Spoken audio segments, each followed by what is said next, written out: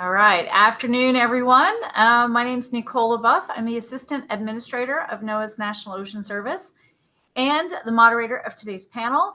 Thank you so much for joining the conversation about the importance of data, investment, and collaboration in coastal and ocean industries and in building our nation's resilience. I'm thrilled to welcome this panel of change makers from very different sectors, users and producers of data for the U.S. ocean and coastal economy. Before I kick us off with questions, I want to take a few minutes to address the importance of supporting coastal economies in a time of rapid change. Coastal counties are home to almost 40% of our nation's total population. Annually, coastal counties employ 54.6 million people and pay $4 trillion in U.S. wages. If our nation's coastal counties were an individual country, its GDP would rank third in the world, surpassed only by the entirety of the United States and China. This is a talking point that I use often, but don't take my word for it. Stay tuned because tomorrow, the U.S. Bureau of Economic Analysis, partnering with NOAA, will be releasing updates to the Marine Economy Satellite Account with new statistics on the contribution of the marine economy to our nation's GDP. My guess is that the marine economy will continue to grow. So if our coastal counties are too big to fail, how do we ensure that they remain robust and resilient? From where I sit, economic resilience in the coastal zone requires communities and industries to have access to quality data and decision support tools that aid in the protection of lives, properties, and ecosystems. This necessitates an efficient and effective ocean and coastal observation network with high-quality, authoritative data and advanced modeling to forecast changes in the ocean and along our coasts. At NOAA's National Ocean Service, we do this by providing foundational data and decision support tools for safe navigation, accurate positioning, and reliable coastal observations. The needs and demands of those that use our products evolves continuously, so we do what we can to respond and to stay on the cutting edge of technology.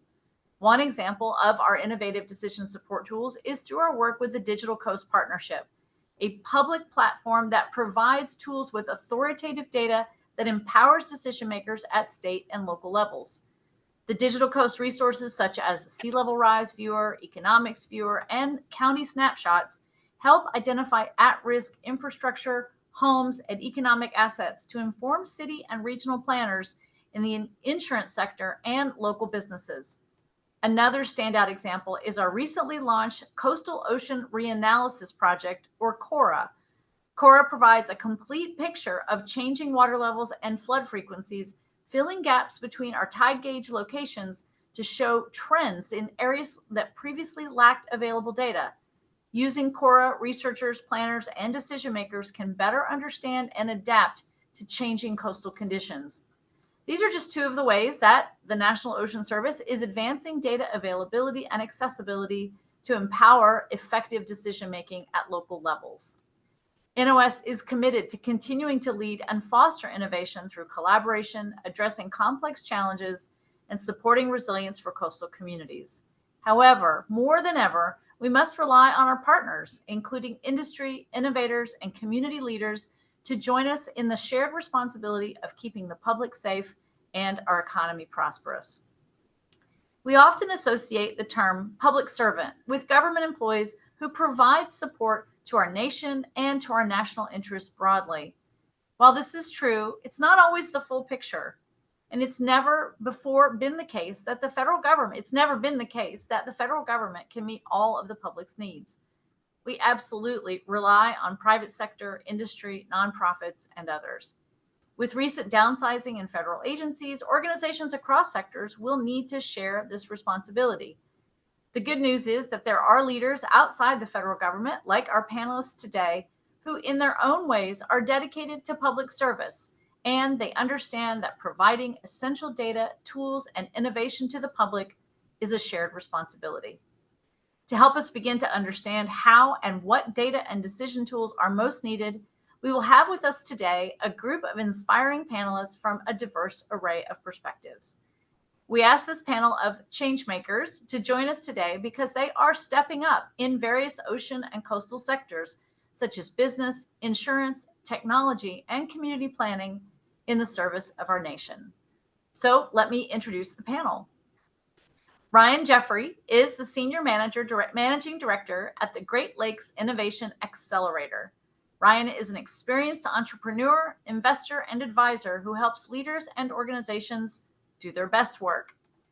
Alec Bogdanov is the principal scientist and co-founder of Brizaga, an engineering consulting firm focused on creating more resilient communities. Alec is a policy-trained oceanographer and meteorologist.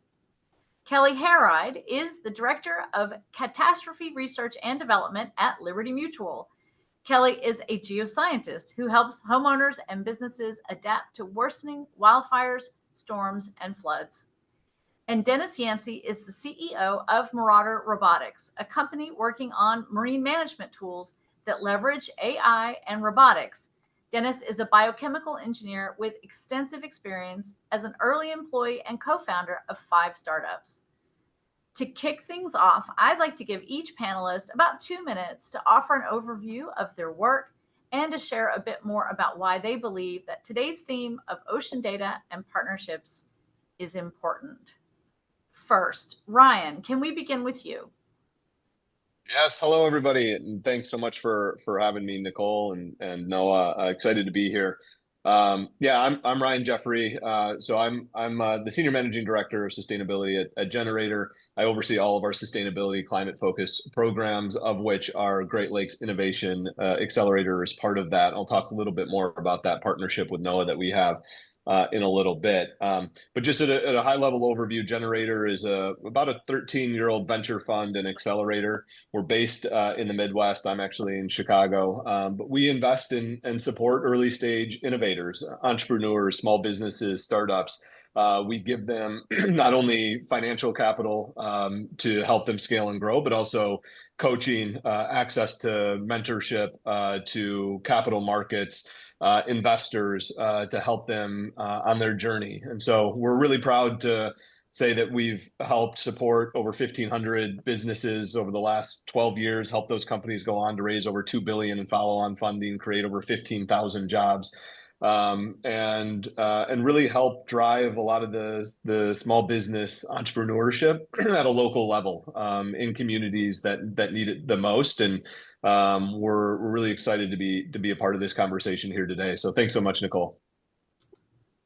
All right, thank you, Ryan. Alec, please take it away. Absolutely. Thank you, Nicole. My passion is really everything that falls in the intersection between public policy, science communications, science and engineering. It's what we do on a daily basis. And so about half of the folks we work with are local governments. We have thousands of local governments that are spending billions of dollars of infrastructure on a daily basis. They are the folks at the front lines of that changing environment. They are utilizing NOAA data on a daily basis, oftentimes without even necessarily realizing it. Tide gauges are being used to set design standards for stormwater systems. Communities down here are taking capital improvement plans that used to be about $500 million. They're now several billion dollars. So the cost of increasing sea level is a multiplier 2 to 10 times on those stormwater systems that are a primary flood protection for a lot of communities. We really start looking at how planning fits into that as well. How do you build development that starts thinking about the future? All of these things require a foundation in data, and that data is the backbone of that is the federal data from NOAA, tide gauges being such an important part of that, and also satellite data, looking at LIDAR and understanding elevations. One of the really cool things that I had the opportunity to work on through the Urban Land Institute was a business case for resilience in Southeast Florida. And ultimately, what that looked at was not those catastrophic storms that you can get insurance from, right? That Liberty Mutual is going to protect you from. But these are the slow changes that we see on a daily basis, that tidal flooding that will inundate you over a decade. And so that looked at, it is cost beneficial as a region for Southeast Florida to adapt. You say, why does an organization like the Urban Land Institute care about that? Well, they're a group of folks who are land use practitioners, and they understand that this is such a challenge in a place where we expect land to be static. Ultimately, it's changing now in a very quick way in really a geologic standpoint. And so that data is the foundation of how we plan for the future for billions, if not trillions of dollars of coastal infrastructure. Thanks, Alec. Speaking of geology, Kelly, please. Thanks so much, and really appreciate being able to have the opportunity to be here today. I sit in Liberty Mutual. I lead a team of researchers who spend all day thinking about some of the nastiest natural hazards that we experience as communities and as a society. You may have heard our commercials on TV. So we spend all day thinking about hurricanes, floods, wildfires, earthquakes, tsunamis, a little bit of everything that can go wrong. Our job is to grapple with that uncertainty and translate the very complex science problems that are happening in the federal government and in academia over to how that can be applied to business decisions and protecting economic development. So that's really the role that insurance plays in our society. Its goal is to spread risk and make sure that any individual is not targeted by a particularly bad disaster.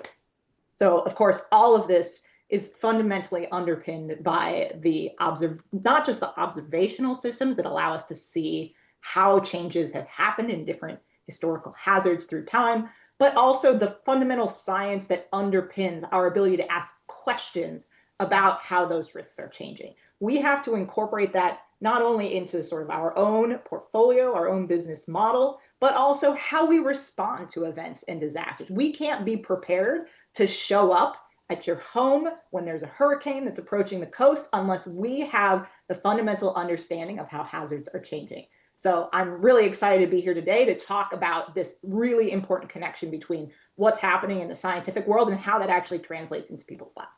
Thanks. Thank you, Kelly. All right, last but not least, Dennis, tell us a little bit about yourself. Good morning. Thank you, Nicole, for inviting me to be a part of this panel. My name is Dennis Yancey. I'm the co-founder and CEO of Marauder Robotics. I'm not a policy wonk. I'm an engineer's engineer. We're closing the gap between a manager's responsibilities and their resources through automation and machine learning. Our platform is robotically enabled and remotely operated. Marauder Robotics' early goals are to accelerate the pace and scale of ocean restoration and data collection. Fun fact, we're building this ocean tech company, ironically, in Atlanta, Georgia, of all cities. Awesome. Thank you, Dennis. All right. Let's get to it. I'm going to start with questions that are tailored to each of the panelists to start. And we're going to kick it off with Ryan. Ryan, your business was awarded funding through the Ocean-Based Climate Resilience Accelerators opportunity that NOAA put out.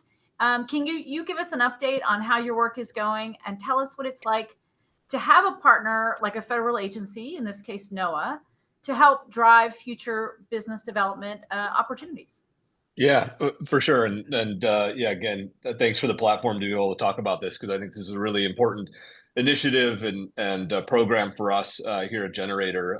As you mentioned, we were awarded $13.4 million from NOAA late last year to put together an accelerator program focused on the Great Lakes region. We were one of 4 other awardees, $60 million award from NOAA spread out across the country, across different coastal regions.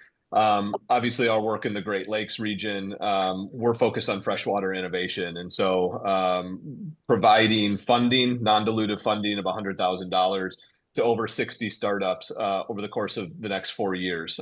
So really offering that financial support to small businesses, to entrepreneurs to help them grow. But then also we provide a really robust 3-month accelerator program for those startups to go through, where they get business coaching, support, introductions to over 100 mentors, investors, supporters, corporate partners, others to help them on their journey. So yeah, we just launched our first cohort earlier in April. We're about halfway through the first program, and we've got 5 really great startups that we're investing in right now and supporting. So it's 3 cohorts of 5 companies each year, so 15 companies annually. 1.5 million in funding for those 15 startups each year. So a really robust partnership, obviously, with NOAA to help drive innovation in technology, in small businesses, in job creation in the Great Lakes region, to help ensure that future generations have this region, have the Great Lakes, which, as we all know, provides so much stability, clean drinking water, jobs, economic activity, not only to the Great Lakes, but to the entire country. And so we're able to support, we're able to invest, we're able to work with and provide things, quite frankly, to these small businesses that they wouldn't be able to get on their own. And I think the partnership with NOAA is really critical. It provides, one, a point of validation for these startups to go through this program. It offers, honestly, a significant amount of data for them to be able to utilize on their journey. And I can give some examples of that as we go. But these 5 startups are really working on critical technology innovation to help provide a better region in terms of the stability of the Great Lakes overall. So, yeah, we're really excited about the program overall and the impact that we can have supporting small businesses and driving that change. But it wouldn't have been possible without NOAA, without the support of this initiative and sort of that public-private partnership to drive innovation. And I think that was the goal of this program overall, to ensure that folks like us, a venture fund and accelerator that has decades of experience working with startups, has the funding, has the support from a public entity like NOAA to be able to support small businesses. And it's not something that NOAA would have been able to do on its own. It's not something that we would have been able to do on our own. It's something that collaboratively, when we got together and applied for this funding and started to work with NOAA, we realized the impact that they could have on these small businesses. And we're at the very beginning of it, but really excited about where we can take this and the impact we can have overall. Well, thank you, Ryan, and congratulations for launching your first cohort into the ecosystem. It's going to be exciting to see what they do. All right, Kelly, based on your experience, what data streams does the insurance and reinsurance sector need from NOAA to maintain? What do you need us to keep doing? And when it comes to our data and products, maybe what is the best kept secret that you rely upon?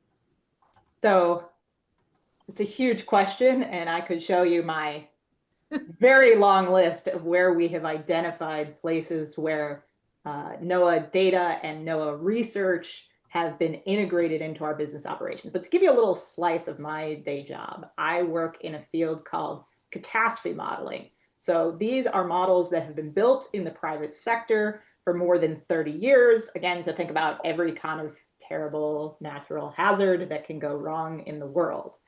But these models are primarily statistical in nature. They are built fundamentally on a backbone of public historical observational data to make sure that we are representing the best available information that we have about rare and catastrophic events.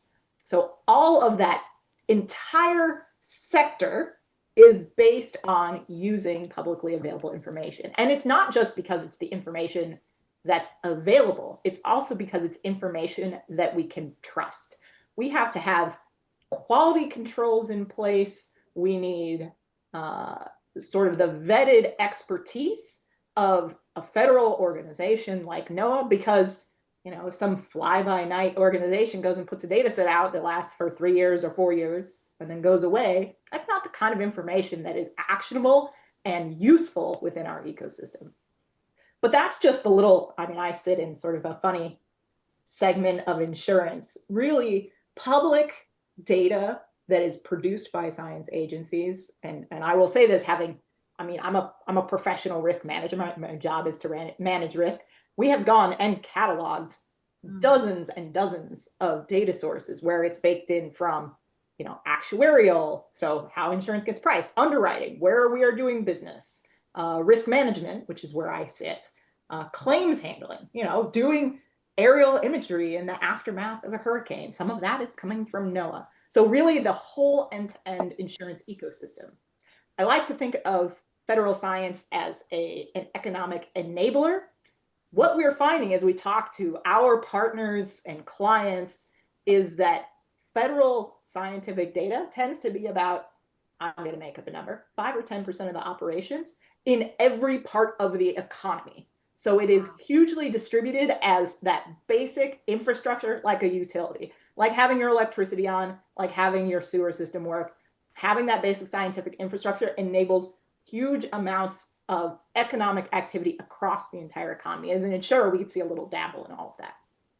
My best kept secret, you may not have heard of the National Geodetic Survey, but this is a particular favorite of mine because people tend to think that the Earth is round, and it is. But I'm a geologist, so I have to point out that the Earth is round, but it's a little bumpy, and it doesn't stay the same shape all the time. The National Geodetic Survey is the reason why we're able to accurately place things on a map. For an insurer, that can mean things like geolocation, right? When you type in an address, it has to turn into a pin on a map, and making sure that pin is correctly placed, part of that information comes from that critical underpinning infrastructure of information like datums that's provided by the National Geodetic Survey. Same thing with flood modeling. You need hugely accurate elevation data to be able to say, how can I make sure that I'm modeling a flood correctly? Because the difference in 6 inches might mean your house floods or it doesn't. So again, it might be something that people have never heard of, but it is this enabler of this entire mapping ecosystem that the insurance industry, and I'm going to guess a few others, are heavily reliant on. So thank you. Thank you, Kelly. The National Geodetic Survey is a best kept secret for certain. And the other day I was talking to someone over there about measuring water levels, and they were like, no, we measure the land relative to the water levels. I'm like, okay. I gotcha. All right. Thank you for that. Okay, Alec, next question's yours.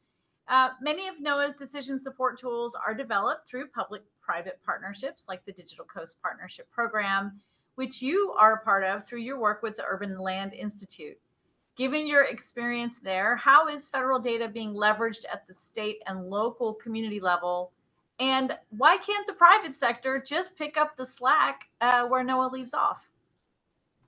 That's a great question. The business community loves certainty, and that's really important. And as Kelly mentioned, the continuous availability of data from a trusted source is really important, right? As an engineering firm, we constantly think about not just building the best possible things we can, but ultimately, where are the potential places where we could have challenges, right? You think about that opening up to you to liability, right? And first of all, there's very few folks in the private sector, I think, that would want to take on the challenge of measuring data from, let's say, tides around the globe. It's a very, very expensive undertaking. That means that folks are going to have to want to be willing to pay that. And you're going to have to then also take the liability of people using that data. And, the scientific system isn't just NOAA doing the data, right? It's all of the research scientists at academic institutions that have created the analytic tools or the technology itself to help create that data. And so that's really the broader science ecosystem. And so the private sector is really, really good at taking kind of a technology when there's a clear market for it. I think it's really hard to say there is a clear market for something like that. I take it akin to kind of weather radars as well. Those are really important. They cost a lot of money to maintain. The average American uses that on a daily basis.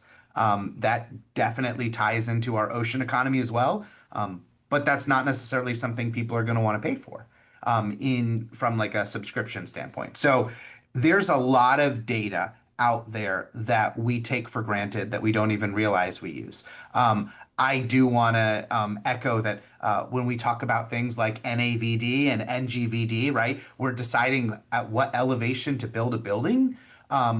We're using NOAA data to make that decision. And that is a fundamental part of the development process that I think a lot of folks take for granted and how much science is behind it. I'm going to tell you a quick anecdote story without too much detail for this reason. But there's a difference between NAVD and NGVD in some places, about 2 feet. Some communities use one which is a little older than the other as we transition, right? We're looking potentially to transition again.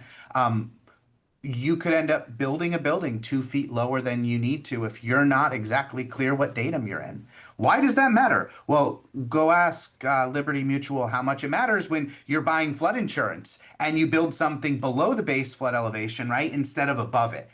These are real world consequences that are being made through NOAA data. And so it's so important for us to have, as a nation, a trusted source that everyone goes to that is consistent, and frankly that we know we can use on a daily basis. It is available and it is always available.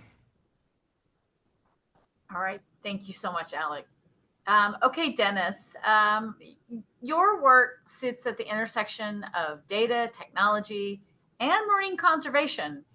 You're out there collecting data that's put to good use by yourselves, but also by others. If NOAA could collect more data or a different kind of data that you could use to launch your business to the next level, what might that look like? What would that be? From my perspective, working with my partners in the Gulf as well as Southern California, Puget Sound, there isn't enough coastal seafloor data being collected by NOAA. I'm talking about data associated with coastal resilience, infrastructure, and reef management. The data we receive is often obsolete by the time a decision needs to be made. The lack of coastal seafloor data means we're unable to identify early shifts in a coastal reef's health until it's too late. I think data can help us predict these negative events earlier, avert the worst case scenario. All the regions that I mentioned before where we serve, they're asking for the same capabilities around remote observation and data collection on the seafloor to help them make timely decisions on how to deploy limited resources, whether it be capital, people, or equipment. They have different targeted species and reef systems, but they all have similar data and capability requirements. I think NOAA should fill this need. Yeah, thank you, Dennis. Well, just seafloor information and even coral reef assessment and information, where those intersect right there with flood risk, with nature-based infrastructure, with the changing risk to coastal communities of wave run-up in the sense of a storm and that kind of thing. So, yeah, those data are super important. Thank you for mentioning those.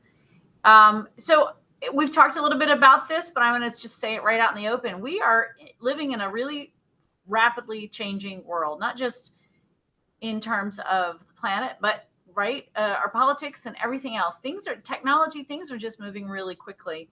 When it comes to oceans and coasts, NOAA is tracking an accelerated rate of change and an ever complex and interacting expression of this change by the ocean and by the coast, whether it's sea level rise, subsidence, or the rapid intensification of tropical systems, rates of erosion, etc. Things are not only happening quickly, they're speeding up.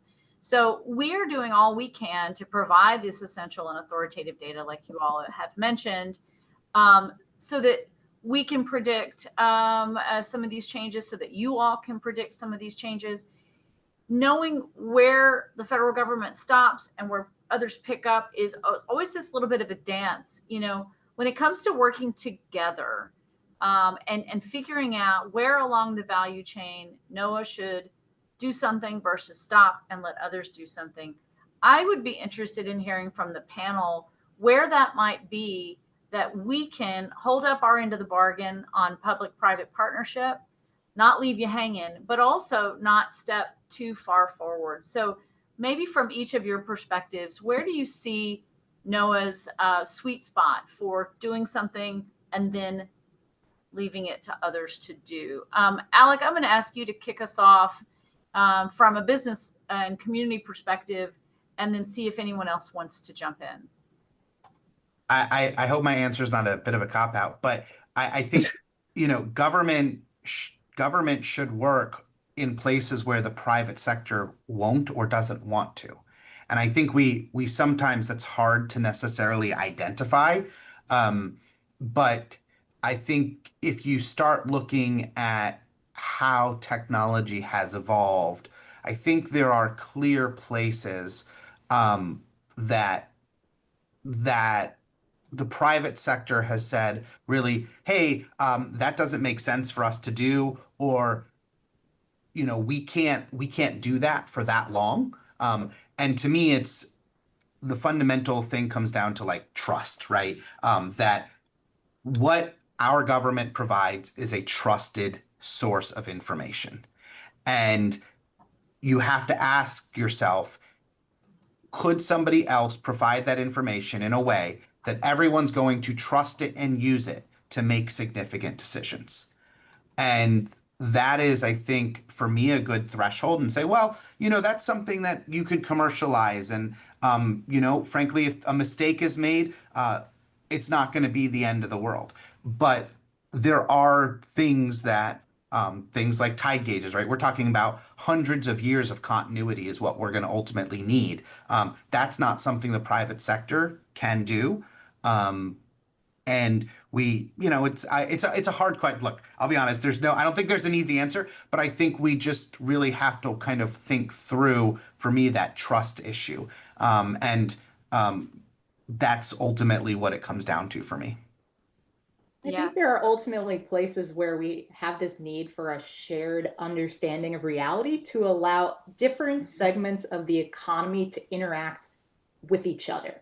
Like I look across this panel today and I see like Dennis has to figure out where we should be investing in like coastal resilience and coastal ecosystem protection so that Ryan can know which areas that he needs to be making his investments in. And then Alec can design those coastlines appropriately to make sure that the community is planned in the right way. And then if any of you guys screw up, I have to pay the bill. I'm being sassy, right? But like all of those are reliant on a shared understanding of the planet that we live on and the environment that we sit in.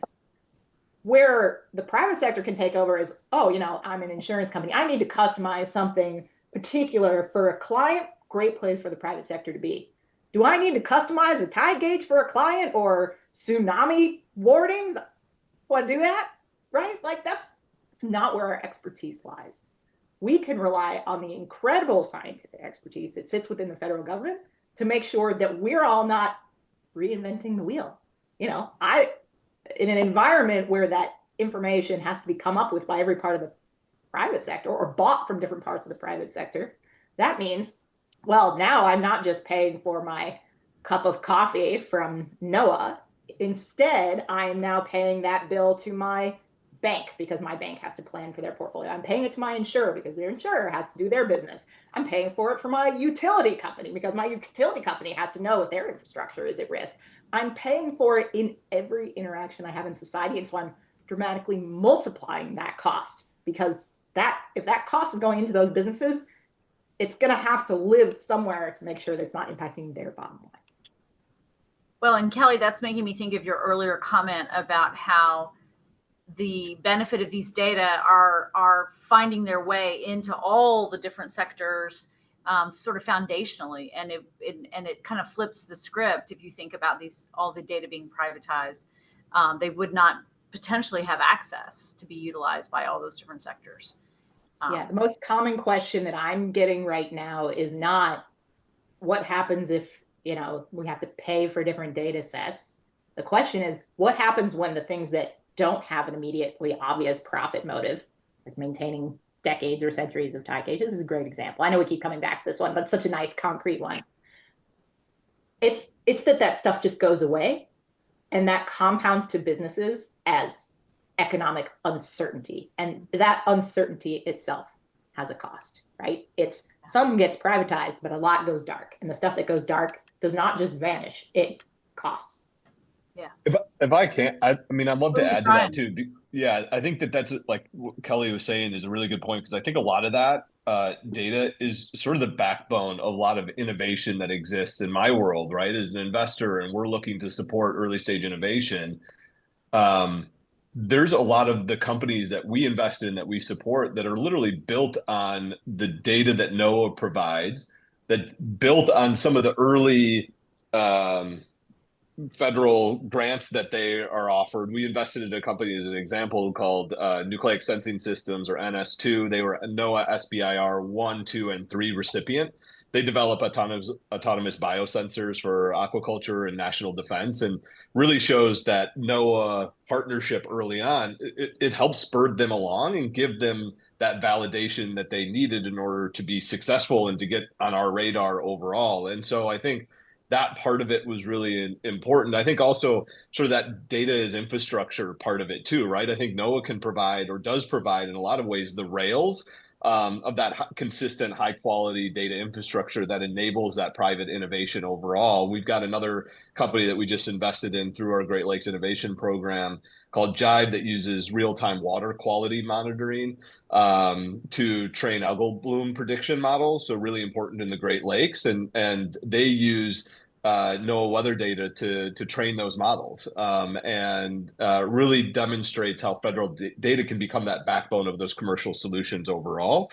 And so, I think there's also this sort of risk sharing that evolves between the federal government and then private investors like us too. We see that a lot of those partnerships that we have can help bridge that sort of valley of death that exists between research and commercialization. There's so much great research coming out of universities and patent offices, just early stage technology that NOAA federal government can support, get out, and then we can take over as sort of the private sector to help commercialize them and bring them into the real world so that they can have impact in the real world. But a lot of the data that they're using, they wouldn't be able to exist, to Kelly's point, without that. And so it's a critical part of innovation, which translates to job creation, which translates to economic activity. And all of those things are so interconnected and interrelated. And I think the collaboration part of it is key and critical. So just wanted to add to that because I think it's a really important part of this conversation. Yeah, thank you, Ryan. And thank you for making that point of private sector really finding prosperity in doing good, right? Like that is the sweet spot that I'm just in love with. Like, let's make all the money in the world by saving the world. And I have to believe that with so many problems out there, that solving those problems can be profitable. Does anyone else want to jump in on that one? Dennis, yeah. For me, this was a very difficult question because we work in multiple regions and they have very, very different needs and they work in very different ways. So one of the ways that we scale from region to region is to find a champion that understands the stakeholders' needs within that region. But what I do know, like Alex said, it starts and ends with trust and being completely transparent. I spent an enormous amount of time trying to understand my partner's perspective and priorities, trying to put myself in their shoes and trying to understand their world. This facilitates open communication. Because we often talk, we tend to be inspired by our partners. This leads to stronger collaborations and, creation of solutions that better serve our partners and communities they serve. I mean, they use these technical solutions because they trust us. And we've always been transparent with them. Awesome. Thank you. All right. I'm going to ask an all panel question again, or another all panel question. And then if there are questions from the audience, we're looking for those too. We've got someone compiling those questions now. So in terms of all panel question again, so we'd all love to succeed at public-private partnerships, and it sounds like everyone on this panel has some ideas about doing that. But what if we don't? Or what are those potential pitfalls that we might have where things could go wrong? And I'm going to ask Kelly, the scientist of catastrophe, to tell us, like, what happens if we don't succeed at these public-private partnerships? And it doesn't have to be catastrophic, but it might be, what do we lose over time, or what opportunities are we not getting? Yeah, catastrophe scientist. Let me tell you, I'm super fun at parties. I think about just terrible things going wrong all the time. So in that sense, I like this question because I think, we've been spending a lot of time here today talking about data, and that data is enormously important. And as we said, is this fundamental underpinning that keeps the lights on for so many different parts of the economy. And I, for one, don't want to find out what happens if you just start pulling random wires of the economy and then just see what breaks. It seems like an uncomfortable way to run a business. But what I want to really emphasize here is that data doesn't come out of thin air. Well, I guess technically atmospheric observations probably do come out of thin air. Sorry, I'm being cute. Anyway, that data only exists because of people, right? This is not just like an Excel spreadsheet floating in the ether. It requires people to collect observations. It requires people to know what to even collect or what problems that we should be thinking about. It requires people who are able to look at their own particular area of deep scientific expertise and think creatively about how that affects every other piece of science and the rest of the economy too. We have this enormous institutional gift of having one of the, well, I would argue the greatest scientific enterprise on the planet sitting in the federal government. That means that as someone who sits in the private sector in the US, that puts me at an economic advantage because I have tools in my toolbox and resources that I can reach out to, and I do all the time. I think Nicole can probably vouch for that. That means that I have resources that others wouldn't have available. So if we lose that ecosystem of expertise, of institutional knowledge, of understanding of how not just the data exists, but that it gets built, and the how and the why, and coming up with creative and new ways to answer new problems that walk in the door. That is where the greatest risk to our shared success lies. Thank you, Kelly. Wow. Any other panelists? Oh, go ahead. Go ahead. Well, if we don't succeed at getting public-private partnerships right, it's very simple for me. Communities receive inferior solutions to challenging problems, solutions that communities will never use. For Marauder Robotics, our partners give our team perspective, that is very different from our own. They illuminate our blind spots and we shine light on theirs. Working together, we're able to create complete solutions for communities we serve. It's a collaborative solution most stakeholders can get behind. So that's how I see it. If we get this wrong, we get inferior solutions. And I think Kelly and Ryan also noted, a lot of this data is necessary. So if the federal government's not providing it, someone's going to have to do it and pay for it. What that means is if the private sector is not going to do it, what we see often is states end up stepping up and doing it. And what concerns me is right now we can nationally plan for sea level rise with NOAA curves. Now, you might decide which one you pick from a risk tolerance standpoint, but could you imagine if we had every coastal 30-something different sea level rise curves, right? That we're trying to plan for? That doesn't really provide confidence or certainty. I'm able to do work in New Jersey and New York using that same data.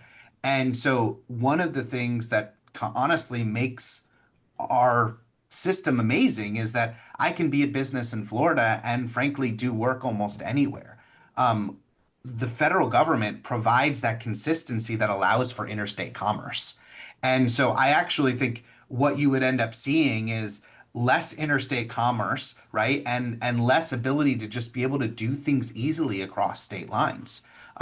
That's one of the reasons why we have a federal government, right? It's one of the most important things is to make sure that as you do commerce, that really you're seeing similar environments across the entire country.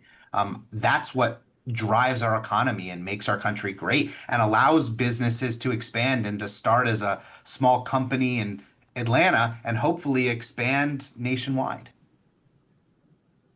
Yeah, and I'll just add, all of that, and not to be hyperbolic about this, but I think, and just try to speak a language that I think everyone can listen to. But I think what we risk in a lot of ways is global leadership on a lot of different levels. If we're not investing and supporting the data that underpins innovation and technology, we're just not going to be able to compete globally. I think economic competitiveness goes into that, right? So many jobs are created. We think of small businesses as sort of the backbone of the American economy, and if we're not going to be able to support those with the data that they need in order to help drive solutions that make lives that make the everyday lives of people better, then what are we doing here, right? And I think those things go hand in hand with national security as well. And I think being able to, specifically for us, we're investing in water startups that are helping ensure that we have clean drinking water, that our coastlines are more resilient to the changing weather, right? And if we're not going to invest and support those sorts of businesses that are critical to the foundation of that, we lose a lot of our national security that we have. And so I think those are, again, speaking a language that everybody can relate to, I think those are the areas that we risk in terms of not investing, not supporting, not collaborating in a way that that I think is warranted and needed. Yeah, thank you for that, Ryan. I absolutely agree. All right, we've got a couple of audience questions. I'm going to take the moderator's prerogative and pick one for us. For the entire panel, of course, does the panel have any advice for early career professionals trying to navigate this government industry partnership space? That's one of my favorite questions. Awesome. I'm a big fan of reaching out to people and asking for 15 minutes. I think so often folks are afraid that, oh, I can't reach out to that person. They'll never respond. If you are succinct, ask for 15 minutes, and more importantly, say, hey, if you don't calendar yourself, who does your calendar for you? I would start doing interviews and conversations and getting to know people. Some of my staff are people who reached out when they were sophomores in college and, said, hey, I want to learn about what you're doing. It sounds pretty cool. And so to me, that's one of the things I would start doing is making those connections and not being afraid to reach out to people and asking for a little bit of their time. A lot of times, if you are in college, your colleges also have great networks. Go through those alumni databases and reach out as well. But to me, start with 15-minute, I call them coffee conversations. Say, hey, can we just talk? I want to get to know what you do and see if it's something that would interest me. I did one of those yesterday. You did one yesterday. Yeah.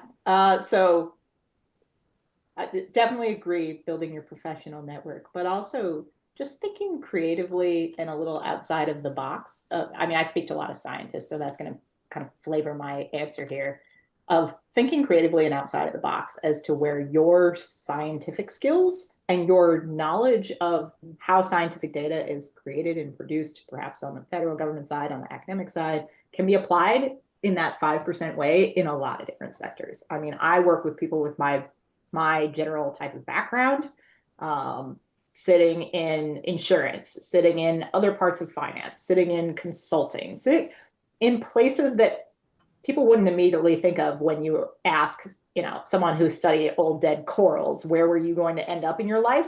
Probably insurance wasn't the first thing that came to mind. But, for me, I was like, well, I'm interested in El Nino and La Nina, and that's one of the biggest drivers of year-to-year changes in hurricanes. And gosh, who really thinks about hurricanes a lot? And here I am in insurance. So thinking about those connections to take what you know and all of the amazing, interesting places where it can be applied means then when you're out, if you end up out in the world, in the private sector world, you can call back into your contacts in academia, call back to your contacts, your friends who end up in other parts of the government, federal government and state government, and say, let's talk about how we can work together. Because one of the ways that I've found in my years working together with NOAA, the most effective way to build public-private partnerships is through building relationships with people, because that is how you get a dialogue going. I do this well, I do this well, and here's how we should be hanging out together. Thanks, Kelly. Anyone else? Advice for early professionals. Well, I think any one of us is Googleable. So we've put ourselves out there, and I'm sure we're receptive to getting that 15-minute meeting request.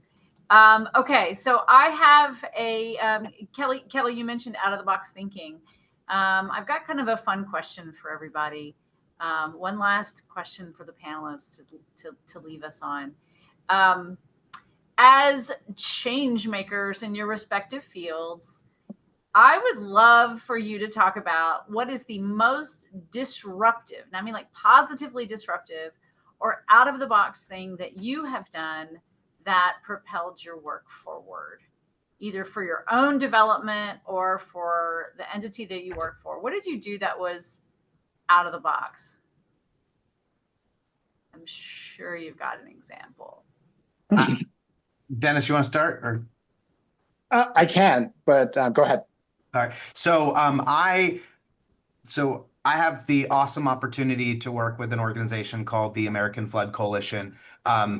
When they were starting out, they asked for someone to help with their work in Florida, so I did that. We had the pretty crazy idea of working with the legislature in Florida to start thinking about how do we make flooding a priority in Florida. And it was, but I don't think the state really understood what to do. And so because I was able to work on that business case in Southeast Florida, I understood that it was really an economic argument about flooding and sea level rise. We met with the then Speaker of the House, who was really interested in this topic. And lo and behold, we had a governor who was supportive, a speaker, and a Senate president, and created the Resilient Florida program. And what that is not only is the state, every community, so every county in Florida has a vulnerability assessment, a flooding vulnerability assessment. They're looking at what critical infrastructure is at risk. They're cataloging what infrastructure is at risk. They're providing funding for planning, and now they are actually funding implementation projects. So construction projects to the tunes of several $billions of state money. So when kind of federal money comes down, the state of Florida is ready to receive that and get it to the local governments. And to me, that it was really a cool idea that I was just, it was an amazing opportunity to be a part of, but it's changed the way Florida is moving forward and thinking about resilience. And I get to brag about Florida in a really positive way as much as I can. And now we are seeing the new Florida Office of Ocean Economy that was put into statute last year. And Florida's really starting to think about coastal resilience, about the ocean economy, and the fact that our environment drives our economy. And so that is a really neat thing to see that shift in a place that I have called home for a very, very long time. Thank you, Alec. Yeah, I'll do a fun project that I'm actually in the middle of right now. That's one of my really exciting partnerships that I have going with NOAA at the moment, which is sitting in the insurance sector, I spend a lot of time thinking about hazards, and of course, so does FEMA. And so FEMA has a tool called the National Risk Index, where they essentially try to compile every kind of disaster that you can think of and put it on a map, including both, population exposure as well as cost. So that, putting disasters in terms of cost is like, that's right where insurance lives. And so we've spent a lot of time thinking about and looking at tools like that. And I happened to notice that it seemed kind of funny that it doesn't appear to hail outside of cities. And that's because it was using a data set that is produced by NOAA. It's using hail observations, but what it's not doing is taking those hail observations and spreading them out to where there are people. It's kind of one of those tree falls in a forest situations. If you don't have someone around to see that it hailed, you don't know that it hailed. So we are working on a collaborative project between the insurance industry and NOAA in the industry proving grounds to build out a new data set that takes advantage of the incredible observational capacities of NOAA and the insurance industry knack for knowing if hail has hit your roof, to be able to have a compiled, improved hail product that can help every community understand if it's going to be exposed to hail. And so that one's still cooking right now. Awesome. Can't wait to see how it turns out. All right. Anyone else? Dennis, I know, you want to go Ryan, for it? you've been something disruptive, I can tell. I think in our case, it's just the biggest game changer for us was going against our own natural instinct as engineers to build and then try to find a use case for it. I think the biggest thing that we did was, focus on building and maintaining relationships. We value our partners, we value their lived experiences. It allowed us to build better solutions that they take ownership of and they actually implement into their communities. So that was our case. I'll bring up the tail on this one. I think beyond the first thought that came to mind was coaching my 5-year-old's t-ball team. That sort of leadership really challenged me outside the box in ways that I never thought possible. But anyways, beyond that, professionally, one of the main sort of roles that we have as an accelerator and an investor is providing introductions and support through other means of capital, whether that's non-dilutive or dilutive investors, venture capitalists, others, to help these startups continue to grow in their respective fields. And so we put together, this was now our first iteration of this was 2 years ago, where we put together just an hour-long session for the startups that were fundraising, whether it was a seed, Series A pre-seed round, to come together for just an hour-long session where they got to pitch each for 3 minutes to a group of investors. And this was all accredited investors across the country. We got hundreds of investors to sign up to come see these startups that were working on really innovative technology to help solve our biggest challenges. And this includes a lot of the startup part of our Great Lakes Innovation Accelerator going forward. They'll be a part of this. But it helped facilitate over 1,500 introductions between our startups and investors and really helped create and catalyze the investment that they needed in order to continue to grow and scale. And so it was just a way for us to think outside the box. How can we continue to provide introductions and support to these startups to help them on their journey and ensure that they were getting the right relationship introductions at the right time, and really a powerful example of how that community and network can come together to support some of this innovation. Awesome. Thank you, Ryan. All right. Well, it is time to close. I want to thank our panelists for joining us today and for all the insights that you shared with us. Although Noah and everyone on the panel, we're not strangers to change and to the importance of ocean and coastal data. We are adapting to new challenges and opportunities. And I think what we heard today reinforced that we want to work across sectors as partners to meet these challenges and to take advantage of the opportunities that we have, while hopefully staying 1 or 2 steps ahead of the change curve. Thank you to everyone watching and for being part of the discussion. Enjoy the rest of Capitol Hill Ocean Week and have a great day. Thanks, everyone. Thanks, Nicole. Thanks, everyone. Thanks.